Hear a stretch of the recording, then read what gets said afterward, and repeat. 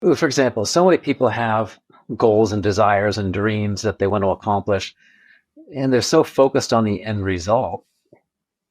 Great. When you get to the top of Everest, there are other mountains to climb. When you get to the top of Kilimanjaro, there's other mountains to climb. When you cross the finish line in Memphis, there are other races to run. Yes, that driver is the goal. But if you're not enjoying the process along the way, you're going to keep going and going and going until you die. You're not finding a deeper reason behind your actions. So you have to have an emotional attachment to that end result, yes, to continue forward, but also enjoy the process of getting there.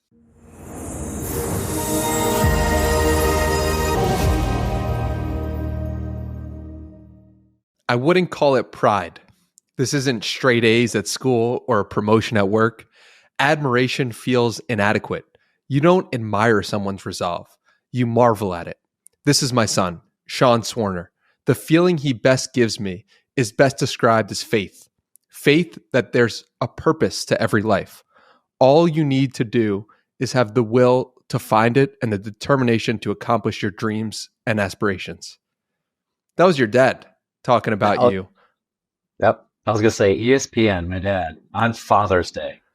Wow.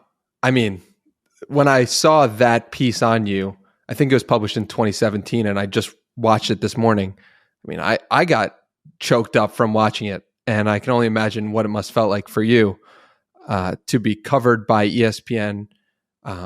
Remarkable story, and have your dad narrate the overlay of it. Pretty incredible. Yeah, I just wanted to start off with that quote because it hit me so deeply. What comes to mind for you when you hear that? Yeah, emotions, obviously, like you were saying, it hits you emotionally. But it's interesting because that was part of a full Emmy-nominated film that is on Amazon called True North, the Sean Swarner story. They took a chunk of all this video and combined it down to, I think it was 10 minutes or something, maybe less than 10 minutes. 6 minutes and 53 seconds. Okay, there you go. So almost 7 minutes. And it was incredibly emotional because, like I said, they aired it on Father's Day, which is really cool.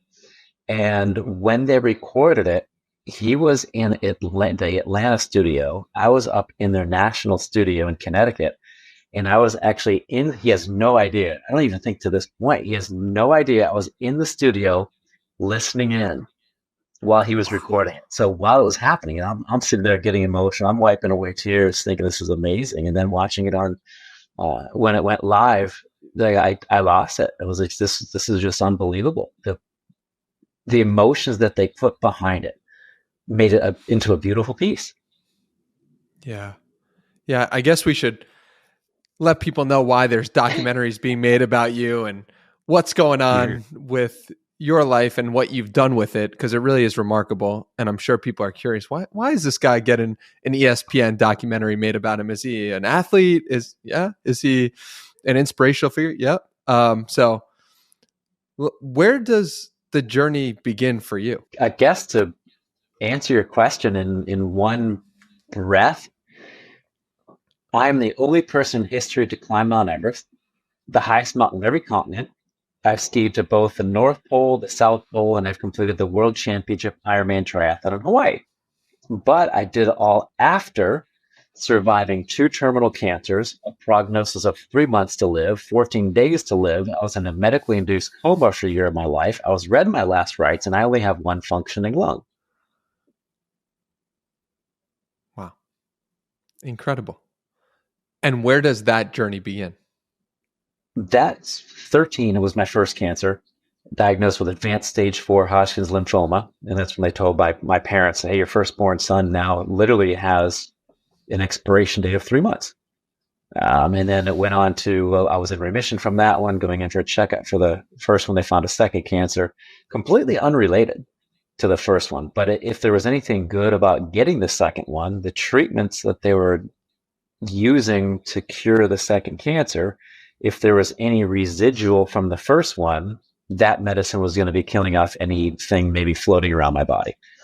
And then that's when they gave me 14 days to live as a 16-year-old. And then the coma began because the treatments were so difficult and harsh on my body. And then I was placed in remission, and boom, boom, about 10 years later, climbed Mount Everest with one lung. And there's so much in that I must unpack. I mean, as a teenager first, the diagnosis, like, how do you even take that? How much, yeah, how do you even take that? It's different, and it was difficult because imagine, you're 13, you're in the eighth grade, and you're worried about where you're going to sit at lunch class. What, how you're going to get from class to class, or whatever it might be. Whatever you're studying. And while my friends were worried about dating girls, and when you're 13, 14, and maybe even around that time, your hormones are kicking in, right? You're starting to grow hair in very unusual places on your body. You're like, what's going on down there? What's going on under there? I'm losing my hair. I'm on my hands and knees in the shower, pulling chunks of hair out of the drain, literally sobbing my eyes out. And so I think I developed a completely different perspective than most people. I wasn't focused on being popular. I wasn't focused on doing what everybody else was doing. I just wasn't concerned about that stuff. But being diagnosed at that age, in all honesty, I don't fully think I understood the ramifications of cancer. The second time, because I went through the first one and I was older, 16, 17 years old, I understood a little bit more about what death meant. But at 13, I think it was probably more difficult on my parents than it was on me. And I read that they said, we wish we could take on this cancer instead of Sean. Yeah, but how can you do that? Right. You can't switch bodies with someone. You can't give somebody cancer. And you can help mentally. You can help provide that safety net. You can help provide that support, but you can't get in the body and physically fight the cancer. And so you dealt with this first at 13, 14. Was there a triumphant, like, this is done after you're 13 or 14 years old? Yes and no, because when they put me in remission, that's when there's pretty much, it's called NED, no evidence of disease. So I didn't have any cancer cells that were detected, but I still had to go through the treatments just in case anything was left. So in my mind, I'm done. Cancer's gone. But I still have to do those treatments. I still have to vomit. I still have to just be torn apart because the chemotherapy it's not a silver bullet. It destroys rapidly dividing cells, which is why you lose your hair, because it's a rapidly dividing cell, your eyebrows, that sort of stuff. But knowing that I was in remission, still having to go in for the treatments was very, very difficult. Like, what did your friends say? It was interesting because I would be in school for maybe a week, 2 weeks tops, and then I would disappear for a month. The rumors would abound. I mean, people were saying, "Oh, Sean's sick. Sean's in the hospital," and worse yet, some people would say Sean's dead. Like, wow. And obviously, well, you can cure that rumor by showing up. But the rumors, like, "Hey guys, I'm not dead," but the rumors would just spread. Like, "Oh, I heard Sean died today." Like, "No, I didn't. I'm still here." And then, so this happens the first time. Then 16, you deal with it again. Was it just like, why me? How did you get through this? Great question. Initially, yes, absolutely. Like, what did I do wrong to get it again? I'm very close to the big guy upstairs, right? And my first thought was, God, why? Why? Like you said, I went through the first one. Why? I don't want to go through it again. I know I'm going to lose my friends. I'm going to lose my hair. I'm going to be sick, retching for 36 hours straight. to answer your question, absolutely. Why me? Why me? However, I got to a point where asking that question doesn't change the facts. Mm. It's difficult to deal with it, and it's difficult to deal with the situation of having cancer. However, just like anything, you may not be in control of what actually is happening, but you always have control in how you react to it. What were some of the most useful questions you asked yourself? I suppose the first question I probably asked myself after why me was, how are we going to get over this? Mm. What mindset do I need to have to move forward? It wasn't until maybe you said 10 years later that you said, okay, I'm going to use this. But what was the in-between period of you going to graduate school, you going to college? What was that time like in forming these thoughts? Was it like, I want to create a new identity for myself? Like, how did you think about that period of your life? I think that was part of it because I went to college. First of all, I grew up in a very small town, right? My backyard was a bean field or a cornfield, depending on the season. And everybody in small towns knows your business. So when I went to college, it was a fresh start. It was a chance for me to go leave the cancer behind. And I didn't really tell anyone. No one really knew. And one of the reasons was, I mean, pretend you're sitting down, you're in a romantic dinner, and it's not dinner conversation. Oh, hey, how's your steak? How's your salad? Oh, babe, well, I had cancer. Like, how do you bring it up, right? So going through college, I just decided I'm just not going to talk about it. I'm not going to bring it up because it wasn't a part of who I was in the present moment. However, in grad school is when I was 1,000 miles away. When born and raised in Ohio, school in Pennsylvania, further my education down in Florida, 1,000 miles away from everybody. And that's when it slowly started creeping back in. And I How? started well, I did at one point. I remember I was driving to work. I was a bartender at one of the largest clubs down there. And I remember being at the stoplight, light turns green, and the car in front of me pulls away, and I'm still staring at the space where the license plate was. So I'm just staring at this empty space, and people are honking their horns behind me. And at that, I just didn't care. I didn't get upset. I was just numb. I was like, why am I doing this? And then some other things happened as well that steered me off my moral and ethical path. And those were some things that bounced me back. And that's when I decided, hey, where am I going with my life? Because for years, I didn't know if I had a future. And when you're given 14 days to live, you are terrified to close your eyes every night because you don't know if your eyes are going to open up the next day. Right? So night after night after night after night for years of laying in bed and either crying yourself to sleep or just falling asleep because you're exhausted from anxiety and fear of death. Then the doctor says, hey, you're in remission. Go live your life. Everything's hunky-dory. Everything's great. Everything's fine. Everything's fantastic. Your family thinks so. The doctors think so. The support system thinks so. But when you're going through the treatment, you have that support. Afterwards, everybody thinks you're okay, and you lose all that support. Now I'm thinking, well, where do I even go? So for the longest time, I had no clue until I was on my own, 1,000 miles away from family, from friends, from everything. And that's when it slowly crept back into my life.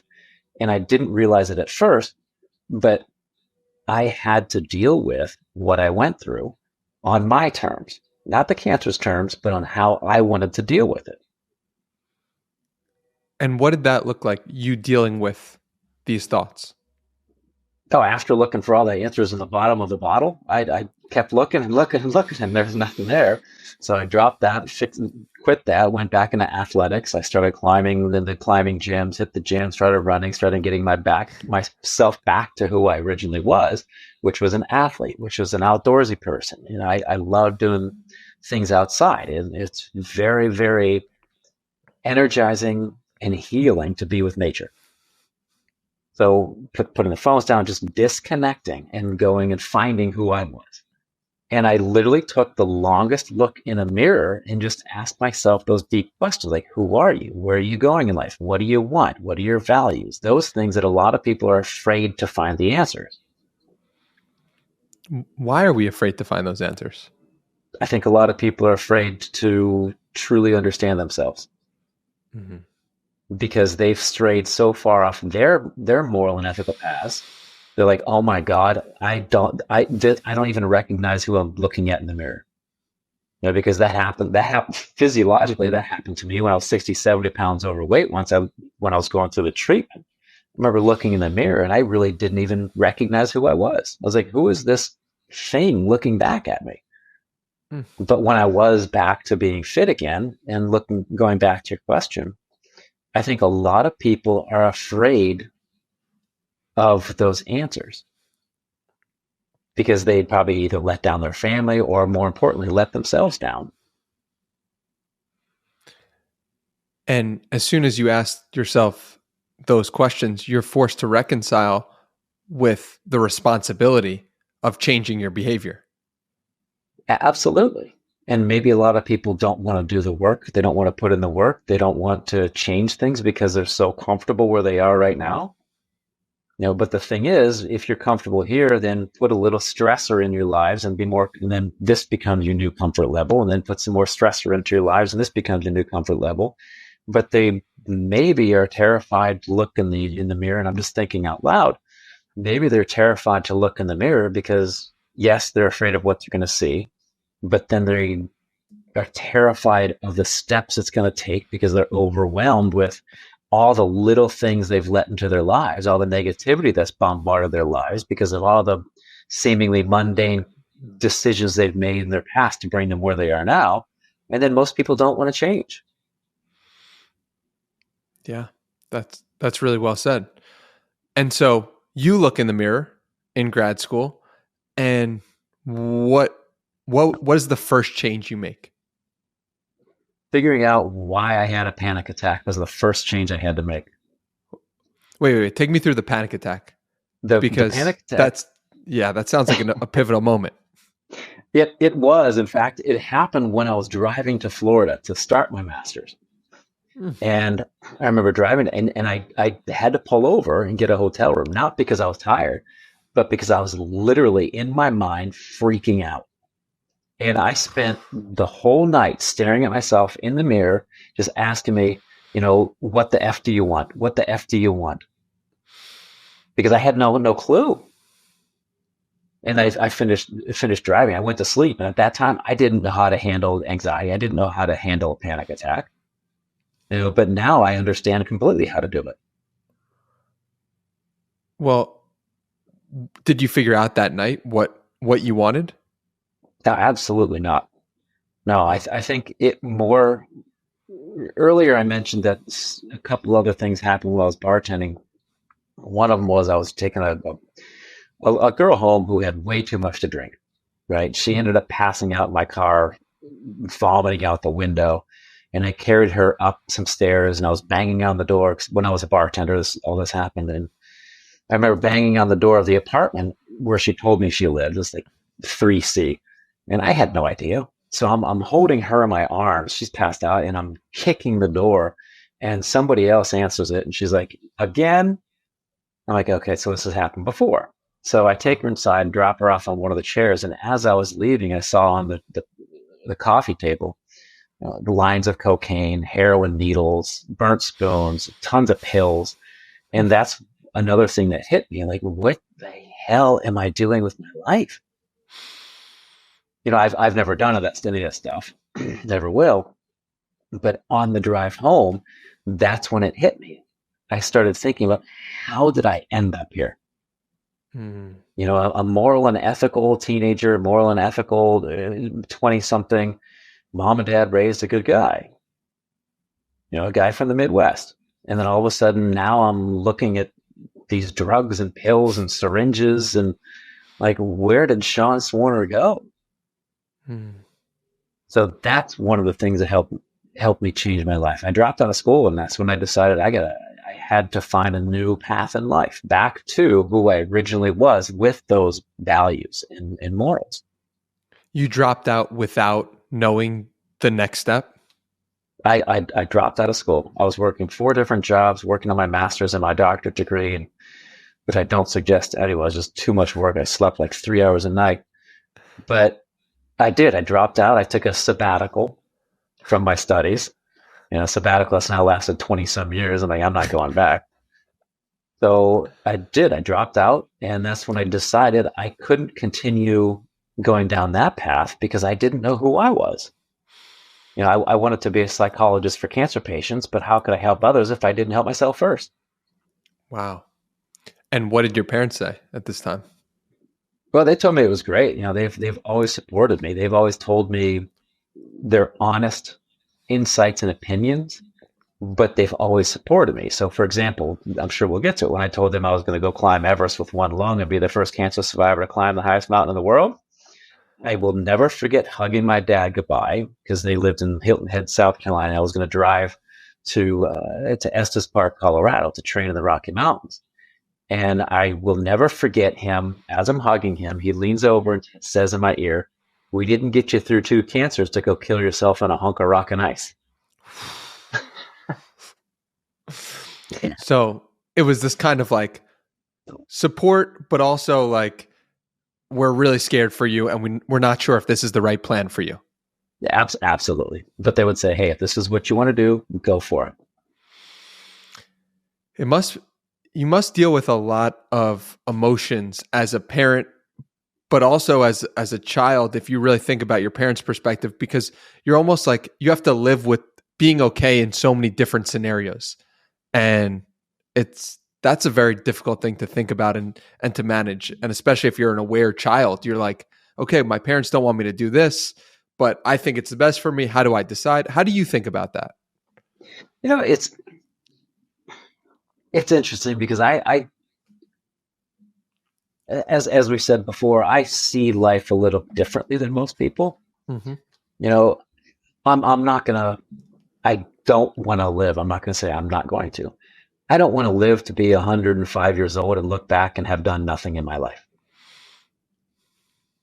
And I don't think anyone should have any regrets. We go through. We're on this giant blue marble in the space once, and we need to see things as opportunities. If you're scared to do something, great, go run towards it. It'll probably be an amazing experience. But so many people who are afraid to try anything new, to step out of their comfort zone, I'm never going to be that person. I want to experience as much as I possibly can because I don't know when my time's up. I went through 2 cancers, gone on and done some amazing things that no one's ever done before. But at the same time, I could hop in a car and get hit driving to the grocery store. Mm-hmm. There's so many people don't understand how fragile life really is, and they take that for granted. Yeah, making the most of your potential or your life really is giving gratitude to the fact that you're even here at all. Absolutely. And that's one of the things I do every night is I list off, I actually write down 5 things I'm grateful for. Wow. What was it? What is it today? The day's not over yet, but I'm definitely grateful for this, the opportunity to connect with you. I'm grateful for, even though the dog came in earlier, which I'm sure you probably edited out, grateful for the dog coming in here. Yeah, it's a sweet dog. Grateful for the opportunity to put together the apartment that we're working on. I'm grateful for my wife coming in here and helping me get Lilo out of the room. Yeah, the list goes on and on. But the funny thing is, when you start doing that, because we mentioned it, well, you and I talked about it offline, but I have a program called the Big Hill Challenge, a 3-week mental wellness challenge. And I've had people say for the first week, they had a tremendous difficulty listing off 5 things that they were grateful for. And it has to be something that happened that day. Not your health, your family. Those are given, but something that happened that day. And it's interesting because a lot of people say they had difficulties doing that, because they're not truly present in the moment. Hmm. They're just kind of on the hamster wheel. They're kind of on cruise control going through. And then when she sat down, one lady in particular, she's like, well, what happened today that I was grateful for?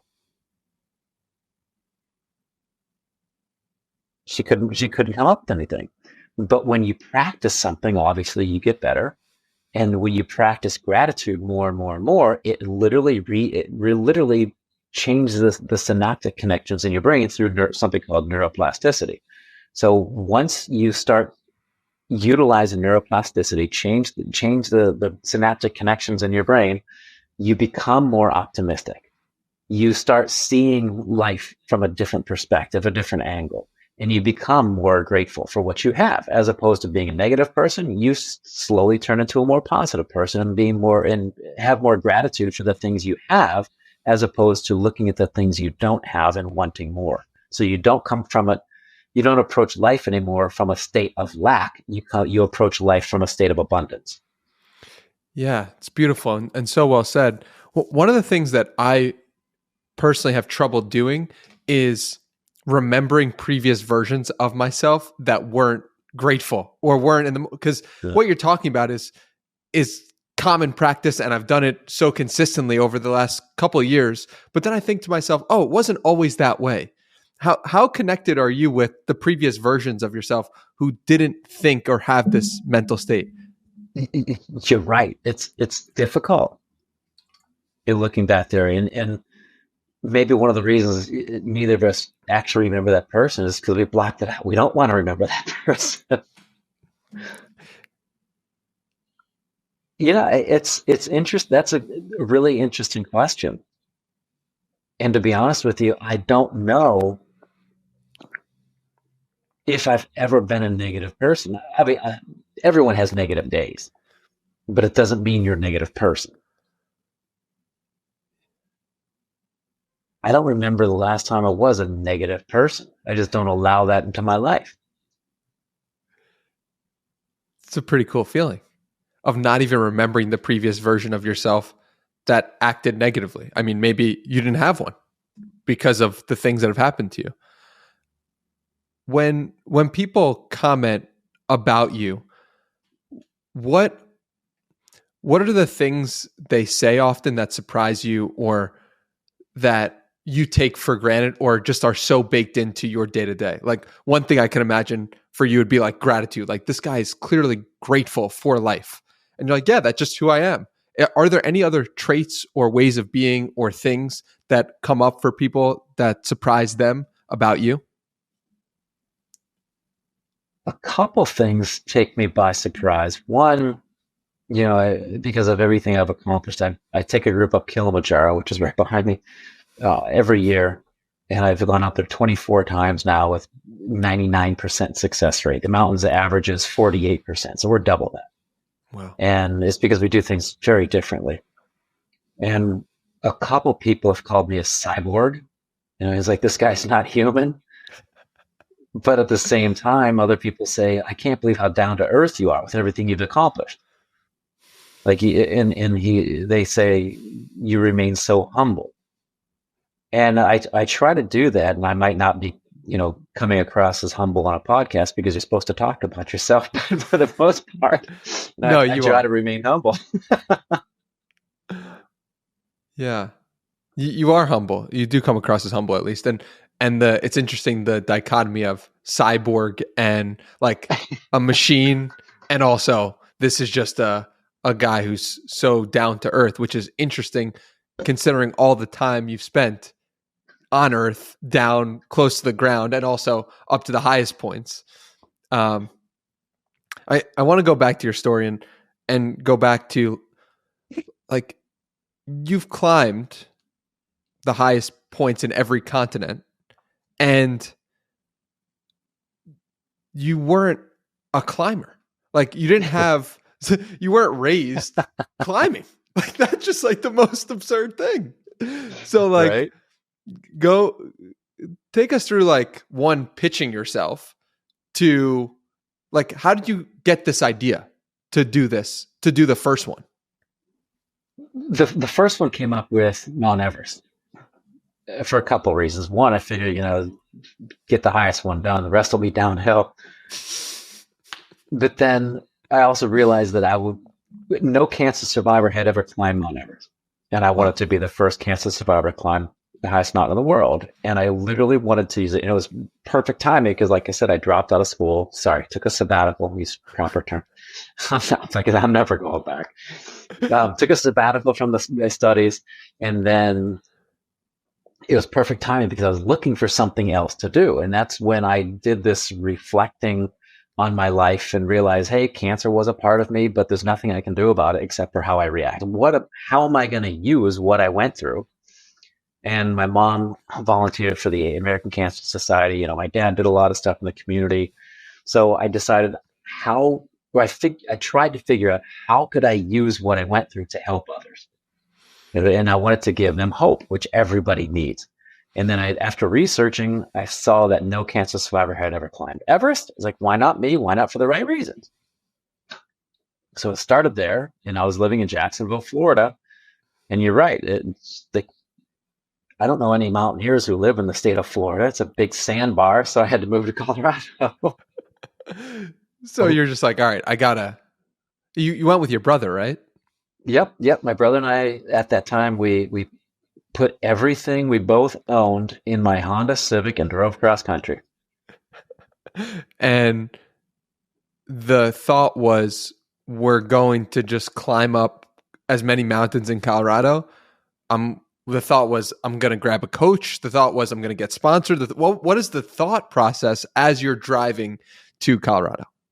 The thought process was, what did I want to do? Mm-hmm. Climb Everest. How am I going to make that happen? Work backwards. So in my mind, I was already on time. But you're right. I had to get sponsors. I had to get the gear. I had to get the training. I had to get everything in place. So the first step from all of that was move to Colorado, find a place to live, go from there. But while we were doing that, we could work on the next step. So when we moved to Colorado, we didn't even have a place to live. So we camped and lived out of the back of my Honda Civic for 2 months. We were homeless for 2 months while we were looking for a corporate sponsorship. And imagine this was back before the cell phone. So we were using a payphone bank in a library as our office. So imagine you're a large company, right? Like say you're Gore-Tex or North Face or whatever it might be. I'm like, hey, how's it going? Great. Oh, fantastic. So I have this crazy idea. I've survived cancer twice. I have one lung. I have no climbing experience, and I'm going to climb Mount Everest in 9 months. You want to help? So I'm like, hello? I mean, that sounds like a pitch that I feel like a lot of people would gravitate towards. What was the responses you were getting? A very similar response to recently. I had a friend whose son did a school report on me. Right? I want to say fourth grade or something like that. And the teacher gave him an F because they said this so-called Sean Swarner, it doesn't exist. What he's accomplished is impossible. Yo, that is crazy. So I called the professor. I was like, hello? He's like, yeah, this is a guy who doesn't exist. Did he get a new grade? He got an A. Yeah, he got an A.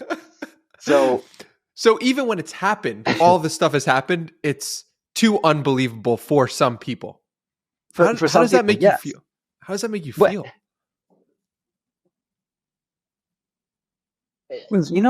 Good question. I never really thought about that. But initially, when I was trying to climb Everest, it made me super upset because people wouldn't take me seriously. Like, well, at the time, they thought it was physiologically impossible to climb Everest with one lung. Like, this is just you're not going to make it. Like, you cannot pass Camp 3. You can't get past a certain level. But now, when people say that's they disbelieve, I tell them, oh, well, hey, grab your phone, Google this guy. And like, oh, wow. I was like, okay, now go to Amazon, look up True North, the Sean Swarner story. I'm like, wow. I'm like, yeah, like they got great footage and the story's there to empower and inspire people.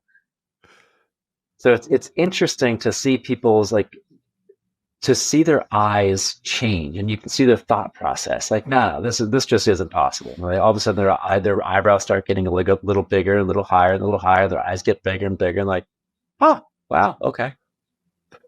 Why do you think you're not a Yeah, household name? that's a great question. I would say, what's sexy about mountaineering? Hmm. You're on the mountain camping for. It took me a month and a half to climb Everest. I'm guessing you probably haven't gone that long without taking a shower. My ESPN, going back to that, when I finished the Seven Summits, ESPN was there. My mom told me that when I hugged her, she's like, I could smell you before I saw you, right? Because I reeked so awful. But then again, if you look at football, if you look at basketball, if you look at well, American football and soccer, that's fast paced. It's exciting to watch. The only thing exciting that people enjoy out of mountaineering is, oh, hey, this person just fell in an avalanche. Hmm. And that's what people watch NASCAR. You don't watch NASCAR to see the cars go around a track 700 times. You wait for the crashes. People love drama. I've never even seen the Indy 500, so I don't know what it's really like. I don't know if it's exciting. I just picked that as an example. But,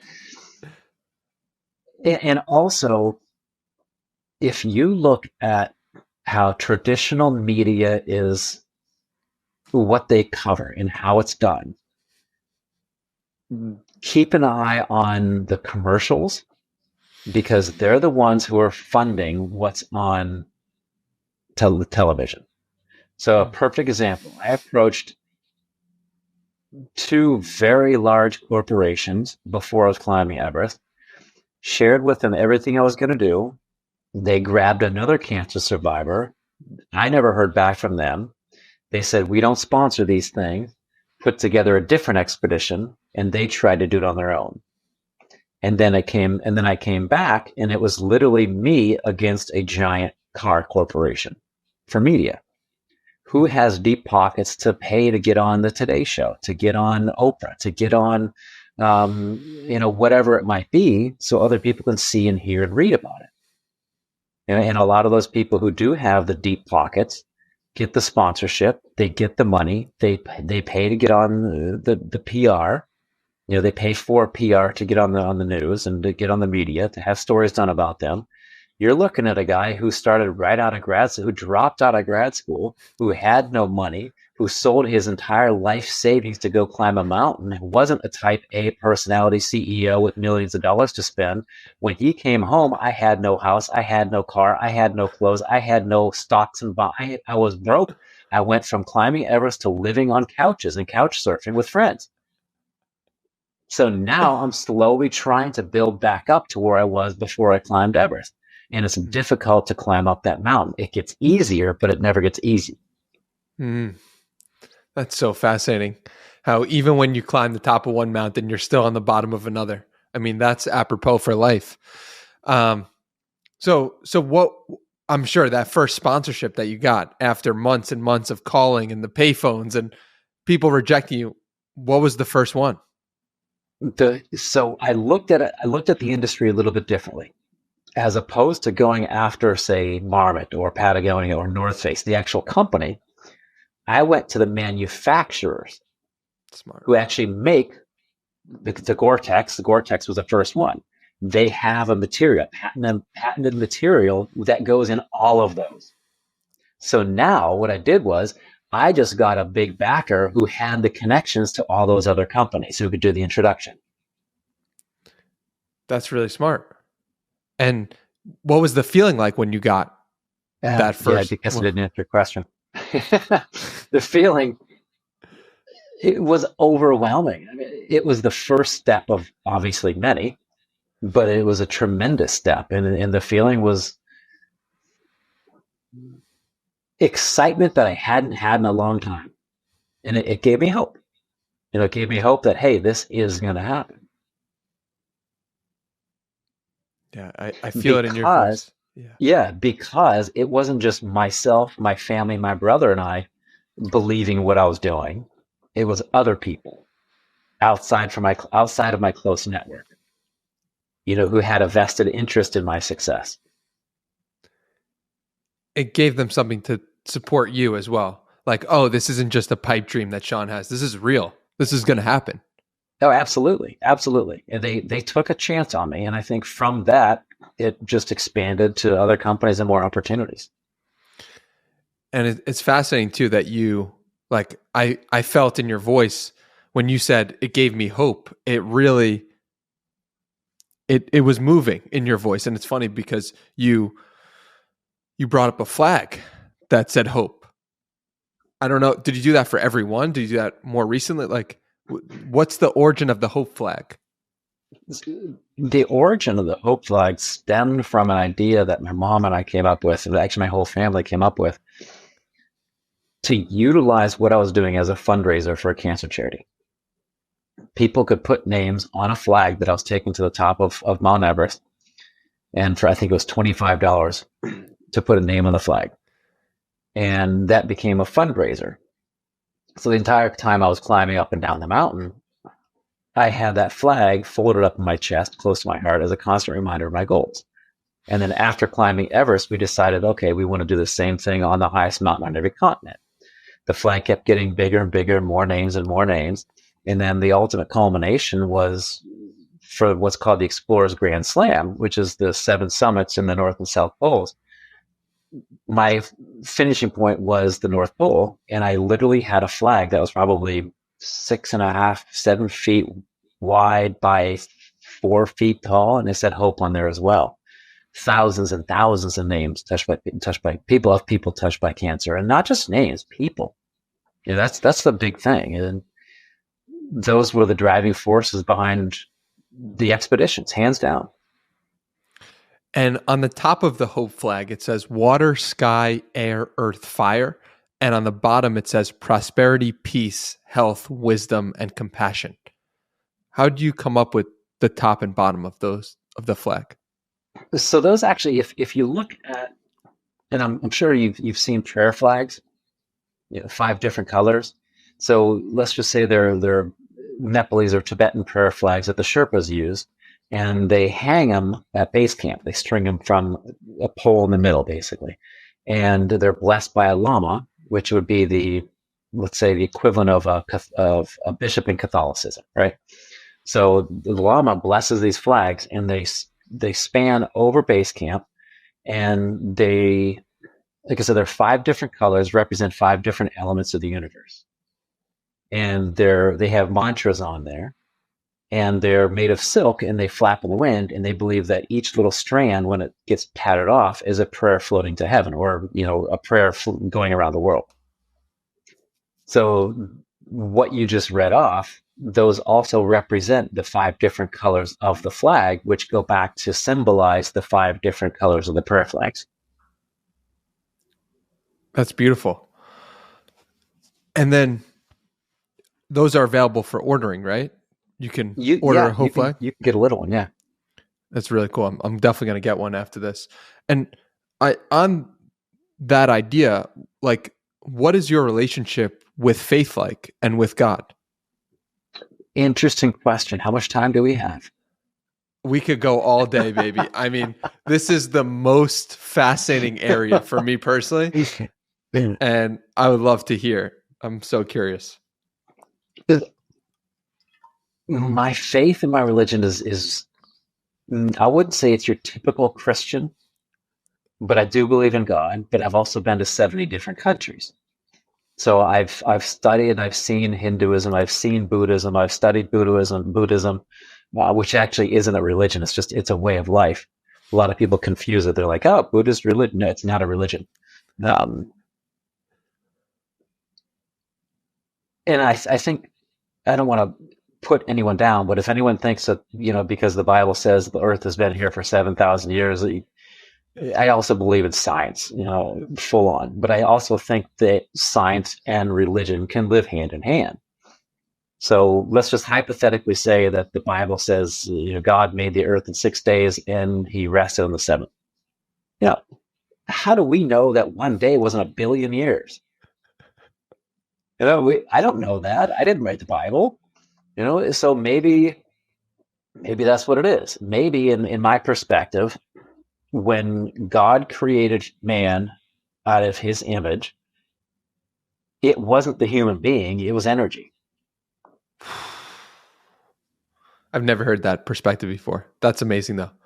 And I Continue. and I think well think about, because we know the Big Bang happened. I'm still thinking that's God's energy. A lot of people believe that there are different forces around the universe, dark matter, things like that, energy that we can't see. The Bible says that God is everywhere. Energy is also everywhere. So I think that the Bible and all these religions have so much more in common than they do in differences. And I have always believed that God is a source of energy. Something in my body just lit up. So like I use that as a signal for like, oh, there's some truth or wisdom there. Wow.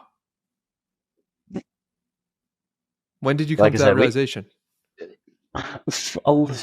it's I think it's always been there, but I also think that in our subconscious is where, like, for example, when people pray for God to do something for them,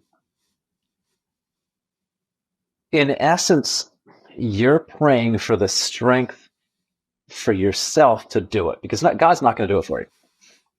He's not going to give you 5 magic numbers to win $1 billion, right? And then the magic Powerball number. That's just not going to happen. He doesn't care about that. So when people are grateful for things, I do believe that you're thanking God for this, that, the other thing. But again, like I said, it goes back to energy. But I also believe it's getting into your subconscious. And I think that's also where God lives, because everybody, if you look at evolution, because of technology, we've lost that sixth sense and that gut feeling. Like, how many times have you done something, your gut told you not to do it, don't do it, and it comes back to bite you in the butt? You realize, I shouldn't have done that. Well, there are key factors all over the place if you just open your eyes and pay attention to them. That's God telling you certain things because of the energy that he provides in our subconscious. And our subconscious is that little voice in the back of your mind chirping away. So, like I said, we could go on and on forever, but this has just been a concept I've been developing my entire life, because, also, what's the Newton's first law? Matter cannot be created nor destroyed, right? So how can all these people be getting into heaven without it overflowing? Mm. What do you mean by that? Well, like with the souls, right? When people die, they go to heaven. More people are being created, more people are dying. So where's that coming from? Where are they going? Mm. So again, I think it goes back to being energy, and energy can be placed, transferred, whatever. And what happens when we die? That's a great question that no one knows the answers to. As soon as I figure that out or come to a conclusion, I'll let you know. We'll have another discussion because I don't know. I mean, maybe reincarnation, maybe an opportunity to be part of the cosmos. But it depending on the type of energy you have in you, good, bad, in the middle, confused, whatever. It's kind of goes on from there, but I don't know. My grandpa passed away when he was 95. My grandma just turned 101, and I asked her, and she's like, I don't know either. Because I think if you dig deep enough, no matter the Pope, for example, he still doesn't know. No one knows. Factually, no one knows what happens when you die. And if he's so, it's just kind of like a joke, like aside. But if he is so convinced that when he dies he goes to heaven, why is he around in a bulletproof car? It really is remarkable, right? Like we're just placed here with this consciousness. You get dropped on this floating rock. You don't know why you're here. You don't have any idea of like what happened before this, if anything. You don't remember anything before. And yet it's like the deeper and deeper I go into nothingness, the deeper and deeper I believe that it's like we were put here. And I tell myself this story of like, we were put here with this purpose, with this reason for being, which may or may not be true. And I feel like when I'm done with this incarnation, I'll go to another. Maybe it's just a story I tell myself that makes me feel better and allows me to sleep at night. But yeah, I mean, it's so fascinating. Absolutely. It really is. And you can ask yourself those questions over and over and over again, and you'll never know. So let's make a promise here. If you go before I do, come back and let me know what's on the other side. If I go before you, I'll try to make it back and come back from the other side. I'm reading. I'm trying to see if I can find it. The Tibetan Book of Living and Dying right now. Okay. And they talk about how masters will go from one incarnation to the next, and they'll leave clues in little children to let them know where they're and I'm like, this is amazing. Like, I want to believe this story is true, and I'm really enjoying that book. So maybe there's some answers there and people have studied it. One thing that the book talks about is like how you treat death. Like your whole life, you're preparing for the moment of you dying. And an interesting question to ask might be like, how are we preparing for that final moment? That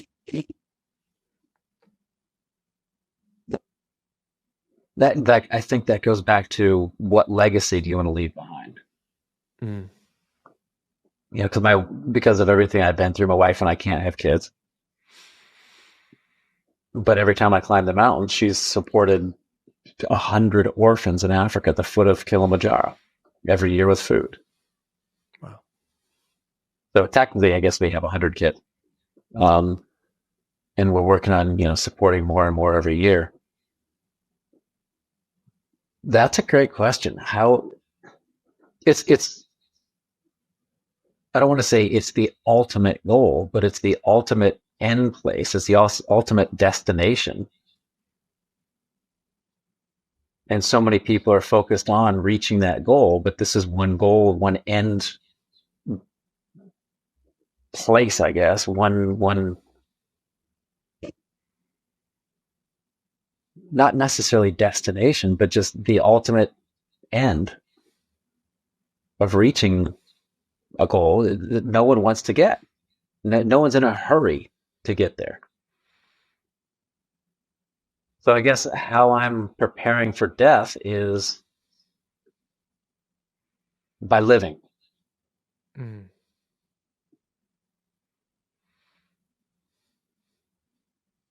It's beautiful.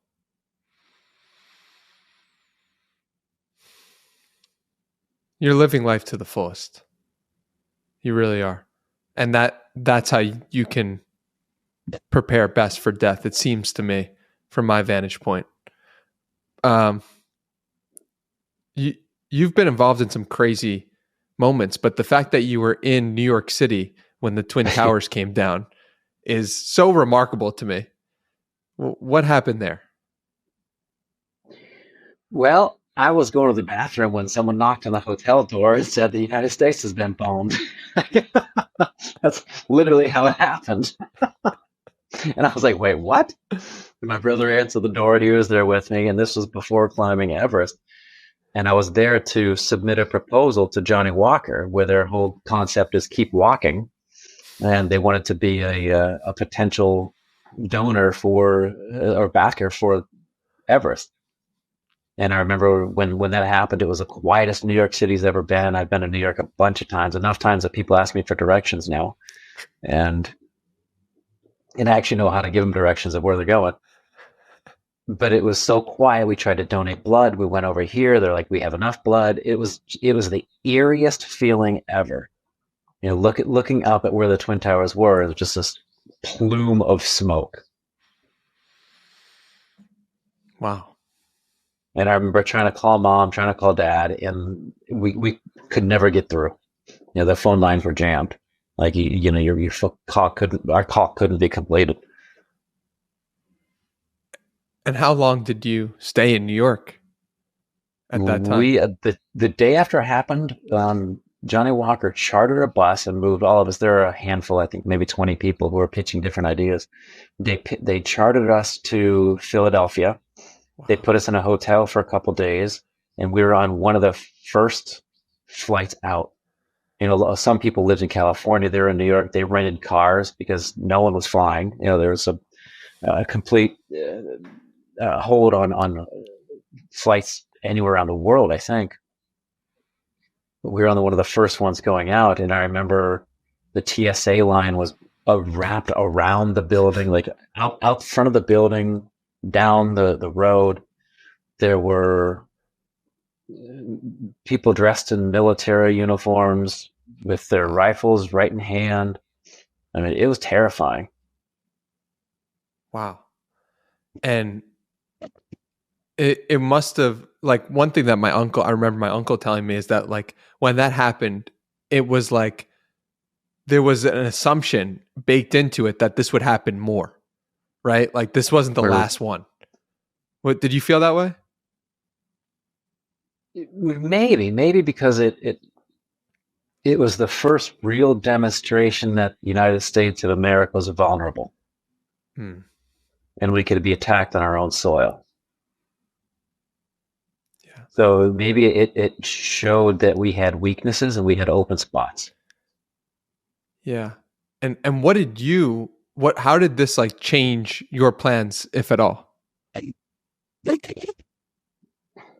We were still focused on getting to Kathmandu, still focused on getting to Nepal to climb Everest, but the funding didn't come through as much as we had hoped, because Johnny Walker, as opposed to giving a lump sum to a winner, it's actually kind of cool. They divided it up and gave it to about 10 people.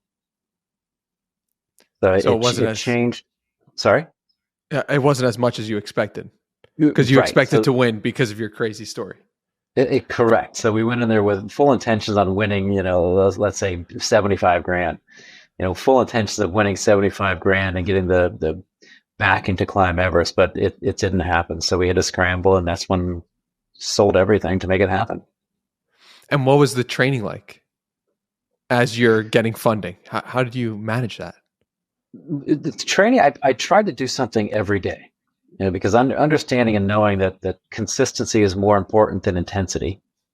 Going out there and being consistent in my training, building myself up slowly. I would be out in the mountains in Colorado during a snowstorm in shorts and a t-shirt to get used to the cold weather. Snowballs in my hands. Literally going around snowballs in my hands just to get used to the cold. I figured that a bad weather day on Long's Peak, which is the highest mountain in Colorado, north of I-70 up in Estes Park. A bad day on Long's Peak was better than a good day in the Himalayas. So it was good training ground. Absolutely. But the only thing was, I didn't, because of 9/11, I couldn't have the experience on a different mountain to get the high altitude experience. So when we got to base camp, the highest, which is at 17,600 feet, the highest mountain I had ever climbed was Elbert in Colorado, just roughly rounded up and say 14,500 feet. So when I got to base camp at 17,600 feet, that was 3,000 feet higher than I had ever been training. Wow. And I still had another 12,000 feet to go. Were you scared that you were going to die? There was only one point when I was really getting anxious, and it was going up the summit push. And when you're up at extreme altitude, two severe things can happen to your body because of the less atmospheric pressure outside. It could be high altitude pulmonary edema or high altitude cerebral edema. And cerebral edema is essentially altitude induced swelling of the brain. And the only cure is to go down. Right. So it's wonderful. And then the other one is pulmonary edema, where your body starts leaking fluid. The fluid collects in your lungs, and you essentially drown on your own fluids. Another wonderful way to go. So we were up at Camp 3, my Sherpa friends and myself. We were at Camp 3 at about 23,000 feet, about 23,000 feet. And I remember having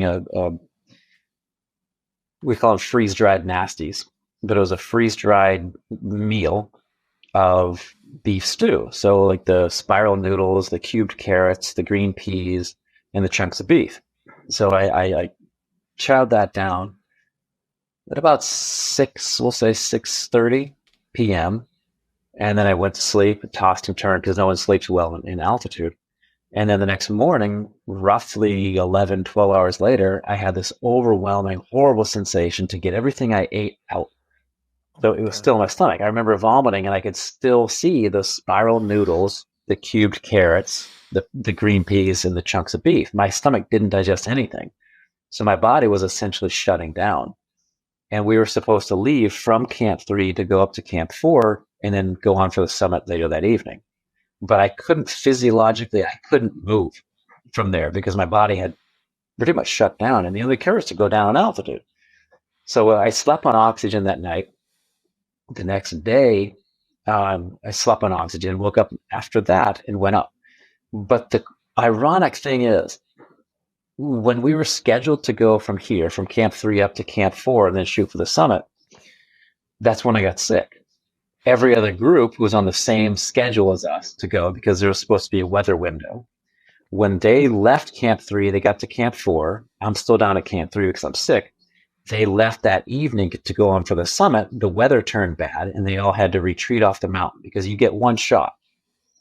Wow. So if I wouldn't have been sick, I would have gone up with that same group and gone up for the summit and not made it. So it was a blessing in disguise. Wow. What makes you say you wouldn't have made it?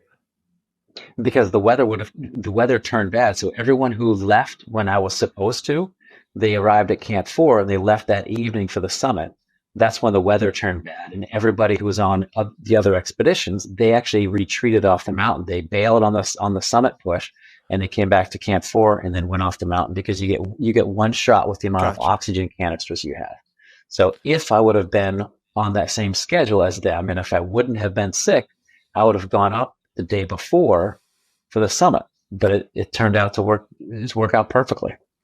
And what was that feeling like when you actually hit the summit? If you could take every emotion you've ever had and wrap it into like a tiny little ball and explode it all at once, that's what it was like. Oh my You know, God. I got up there, I was elated, I was super happy, I was super excited, and then I was super sad because I started thinking about all the people touched by cancer and the reason I was on the mountain. Then I started thinking about, hey, I got to get this flag up to the top, wrap it around the top. So I went through the whole gamut of emotions. To be honest, And then what do you do when it was over? I got back home as quickly as possible. I wanted to get back to Kathmandu. I wanted to relax. I lost roughly 30 pounds on the mountain. So I'm about 6'2", weighed about 180, 185 pounds going over. I weighed about 150 coming home. I was just emaciated. Just because at that altitude, you need about 12,000 calories a day just to maintain your weight. Oh my Right? God. So there are no fast food joints up there. You cannot get it in. Right? It just doesn't happen. So I got home. I remember going back up Long's Peak, which was one of the peaks that I trained on. It's 14 miles round trip, 14,256 feet. And normally going from the trailhead to this section called the Keyhole would take about 4 or 5 hours. I got there in about 45 minutes because my body was adjusted to the altitude. I was used to 20 Wow. some thousand feet. And I was up there in my tennis shoes and it was all ice covered in the back. And I was like, okay, well, I'm not going to do that because I didn't just go climb Everest to die in the Rocky Mountains. And how soon did you say, all right, I got to do another one?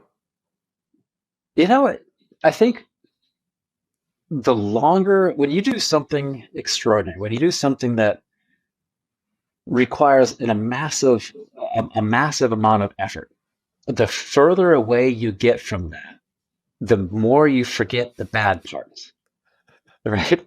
So then I started thinking, oh, well, I forgot about the fact that I was miserable and cold. I forgot about the fact I was sleeping on the ground, in a tent, not showering, all those things. The further away I got from there, the more and more I felt like I missed it and I had to get back. So I went up Kilimanjaro a year and a half later, I think, and then Elbrus a week and a half after climbing Kilimanjaro. So I would say about a year went by, but I knew I had my eyes set on the seven summits. Wow. And then you completed the seven summits. And what was that feeling like? That one was I completed the seven summits on Denali, the highest mountain in North America, up in Alaska. That was the seventh. And it was the coldest mountain on Earth. It took me 3 attempts. I fell 100 feet the first time. We got more snow.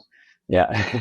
So I was going up the crux of the climb, which is like an 800-meter bulletproof ice sheet. And I had my climbing partner here. We had 50 feet of rope between the two of us. So I went up and I misstepped on a new crampon. I was testing crampons are the spikes you attach to the bottom of your boots. So we had 50 feet between him and I. And I was just about ready to set there and belay him in. But because we had that 50 feet, I misstepped. I fell 100 feet and then I fell 50 feet to him and then another 50 feet below him. And it was so weird because in different perspectives, you have a different idea of time, right? So for him, it was over like that. But for me, I remember I was rocketing down this glacier and calmly I'm telling myself, well, this isn't good. Like, I should probably do something. So I rolled over, used my ice axe, and came to a stop. But then I climbed back up to where I initially fell. And then when he came up to where I was, my adrenaline was gone. I was freaking out. I was like, okay, man, we have to get back to camp. I'm done. And then again, I'm a huge believer in signs. So sitting in the tent down below, it's like, give me a sign. Let me know if it's my time to be here or not. And I leaned back in my tent. My hood caught my glacier glasses that were hanging out, snapped them right in the nose. And I kind of needed those to get down. Like, I got your point, but I'm going down. Like, I need those. So pulled up the backups, went home. The year after, I remember sitting there. We were at 11,000 feet. So let's basically 1, 2, 3, like camp 3 out of 5. And I remember one night I woke up because I was sweating. And when it's really cold, snow becomes an insulator. I'm sleeping in a sleeping bag that's rated to 40 below zero. I unzip it, I flop it open because I'm sweating, and I roll over, and my tent is literally right on my nose. And I poke it, and I can feel the snow. So I went to the front of the tent, got my shovel. I had to dig out and up because we got more snow in 2 days than the Alaska range did that entire winter. Oh my God. So I remember we went up and I used my avalanche probe, which is like it comes in segments, right? So you could fold it up and carry it. It's about this big and normally, but you can extend it out to be 12 feet long, right?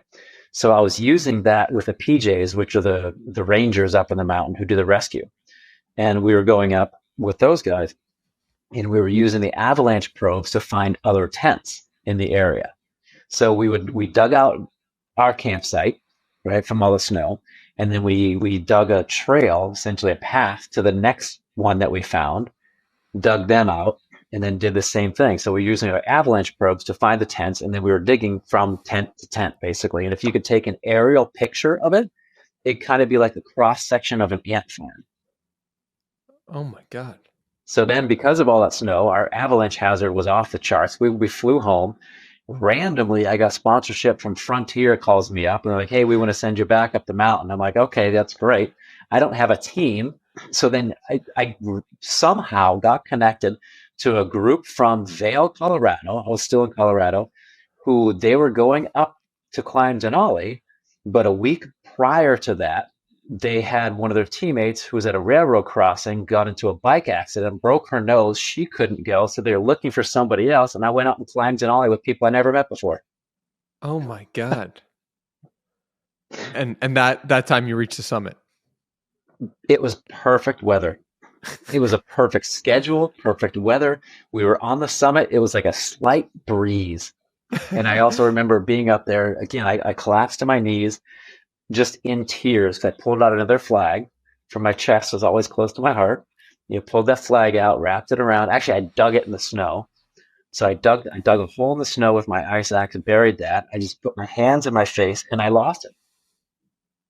And what was really cool, somehow, I still don't know how this happened, but somehow when Frontier was flying my parents up there to Denali, up to Anchorage, Alaska, I have no clue how they found this out, but the pilots found out that I summited. The pilots got in touch with the flight attendants. Flight attendants came up with a bottle of champagne to my mom and dad and woke them up and said, "Your son's on the top of Denali right now." Wow. How do they know that? I don't know. But somehow through like the chain of command, like somebody radioed down, the PJs maybe got in touch with somebody else in the government got in touch with the FAA got in touch. I have no clue, man. To me, that's God. That's incredible. You know, dude, it's like some people are so incredible at being human, and you've like been able to transform your pain. And the crazy thing is about this, like you talk about those first two like missed attempts, call them. Like I just ran my first marathon this past weekend, and Nice.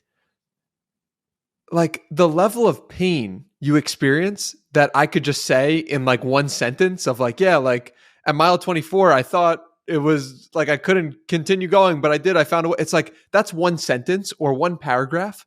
And what it feels like in the moment is like days. Yeah. And it's really, I can only imagine what that must have been like when you're fighting the natural elements. And yeah, it's remarkable to talk to you.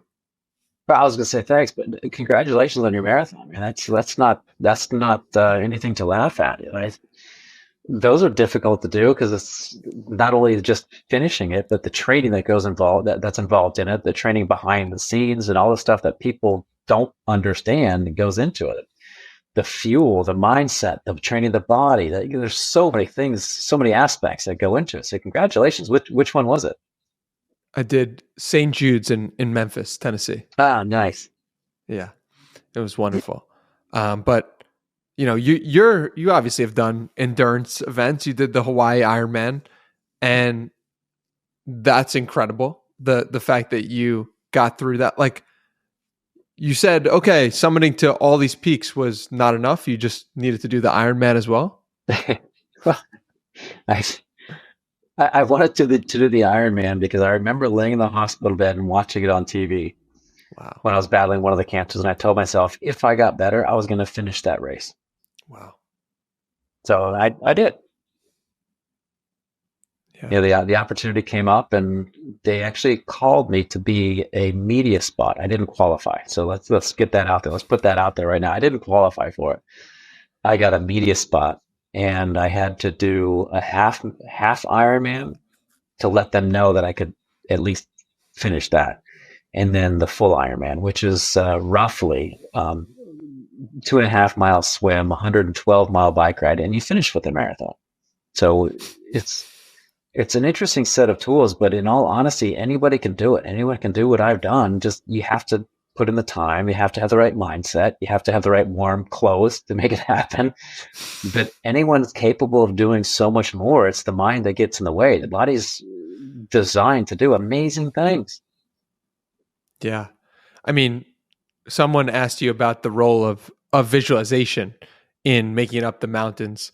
And you said, I fully believe in the mind-body connection. I think that the mind gives up long before the body ever would. Every night I went to bed and visualized myself reaching the summit, and I attached all of my feelings to that. If you don't have an emotional attachment to something, then what's to drive you when things get tough? If you don't believe something is possible, then it's not. On the mountain, things got hard, but I just kept moving forward. That applies to any mountain you're fighting in life, not just a physical one and not just an Ironman as well. Absolutely. I mean, so many people, for example, so many people have goals and desires and dreams that they want to accomplish, and they're so focused on the end result. Great. When you get to the top of Everest, there are other mountains to climb. When you get to the top of Kilimanjaro, there's other mountains to climb. When you cross the finish line in Memphis, there are other races to run. Yes, that driver is the goal. But if you're not enjoying the process along the way, you're going to keep going and going and going until you die. You're not finding a deeper reason behind your actions. So you have to have an emotional attachment to that end result, yes, to continue forward, but also enjoy the process of getting there. That's what people oftentimes forget about, because when you get to that mountaintop, great, then what? You still have to come back down. You're only halfway. Yeah, that's really well said. And it's so interesting how my podcast logo is a mountain, and, just sitting across from you, I've never climbed any mountain before, but not at least in the physical realm. But just to hear someone who's really done it at all the continents is really cool. And I'm really inspired by your journey and you and everything you stand for. So thank you for being you, man. I appreciate that, Danny. That means a lot. And if you're not busy the second or third week in July and you have an interest in actually climbing a physical mountain, that's when we're heading back to Kilimanjaro. What's the date on that? I'll just plant that seed. Well, my birthday's in the second or third week of July, so. Well, because I've taken people from 13 to 70 years old up there. There's nothing technical about it. It's just a high altitude hike, and a lot of people think, oh, it's no problem hiking up there. Yeah, 19,000 feet, you're sucking wind is super difficult. Yeah, I can only imagine. When's your birthday? July 13th. That might work out perfectly. Just saying. Oh man. Well, we'll think on that. We'll meditate on that and see what comes up. I appreciate you so much. I like to end these podcasts with a challenge for people, or ask the guests for a challenge to help live a better life. We've shared so much over the past hour and 15 minutes, and I'm so grateful for it all. But does a challenge come to mind to leave someone with, to take on in the next thing that they're doing in their day-to-day? I would say the challenge would be go to thebighillchallenge.com. Okay. It's a 3-week mental wellness challenge I put together that helps people utilize their personal core values to get more out of life. And it's essentially,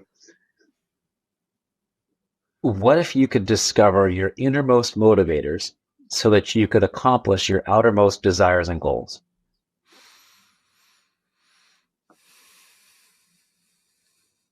That's linked down below. Anywhere else we should send people to connect with you further? Yeah, SeanSwarner.com. And these are the easy questions. I can answer these all day long. These are the easiest questions you've asked me so far. Kind of different than what happens after we die. Right. A little bit. Yeah.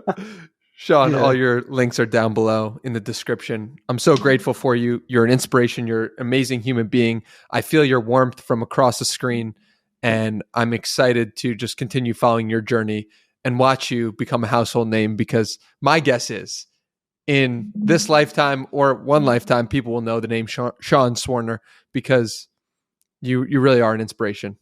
Thank you for being you, man. I appreciate that, Danny. I'm grateful for you as well. And I definitely appreciate the opportunity to connect, not only to share my story, but to connect like this. So thank you. My pleasure.